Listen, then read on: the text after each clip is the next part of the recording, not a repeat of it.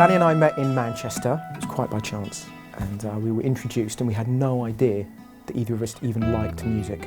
And Danny managed to stuff a guitar in my hands. And once he played, that was it. I was like, we're going to produce an album, we're going to do gigs together. It was all planned. Something that was really special was that we bounce off each other artistically really well. Like, you get us in a room, we sit down, we're going to come out with a song. We were writing songs and it was good, it was really good. And then we said, we've got to do something with this, we have to play this. This is nice, people should hear this, it will make people happy.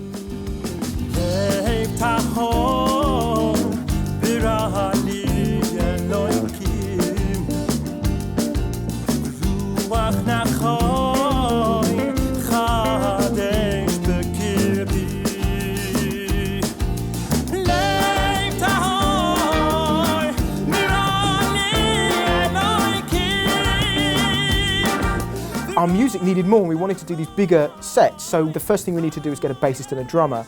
We were looking for musicians who weren't just great session players, but they were going to bring their own passion and their own energy. Ben Wiltshire is this incredible bassist that Danny hooked us up with, and we started looking for serious strummers to go into the studio, and he knew this guy called Ben Hirsch. And then we decided it's with that core of people that we wanted to record an album. We recorded the album in Blueprint Studios. I'm very fortunate to have been put in touch with Ian Stewart, who really was the recording engineer, mixing engineer, helped us take the album to its final mix. Some of them are quite big songs, there's a lot of things going on in them, and to get the clarity on some of the tracks where there is a lot going on, I'm quite chuffed with it. It's a great album, I think it should stand up, definitely.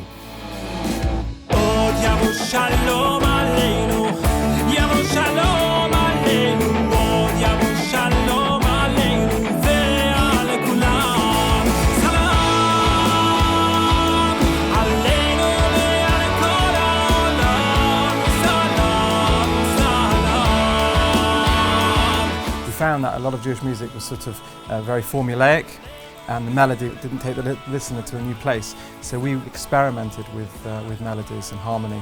I don't think you're going to hear anything like this in the Jewish music scene anywhere.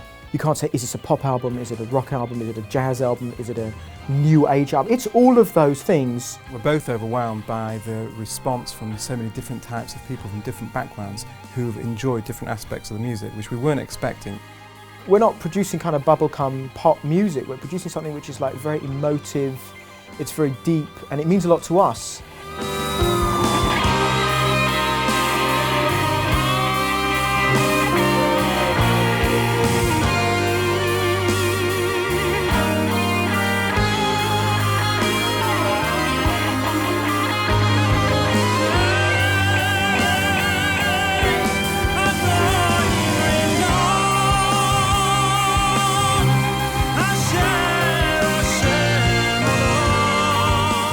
I think there was a lot of trade-offs that both of us had to do, because we weren't going to make like a cantorial album, and I wasn't going to make like a melodic rock instrumental guitar album. We had to mesh together, and it ended up that we had an album which was a really broad kind of palette of different sounds. Although it's probably one of the most unusual tracks on the album, my favourite track's actually Ani Mamin.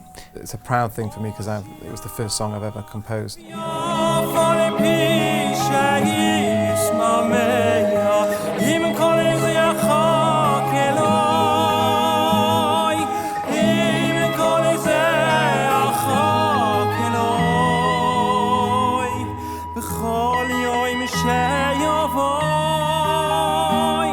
The project itself developed us as musicians. When I came originally to the project, my guitar playing was was really not particularly that good, but being around such a fantastic musician as Mitch, I was able to learn new chords, new styles, new picking techniques. Yeah, but I still can't sing. I feel as if I got the real bad end of that deal.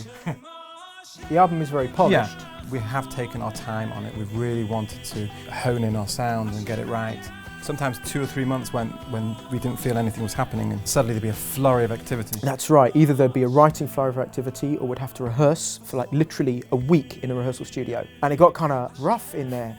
We're still friends, but it was some hairy moments.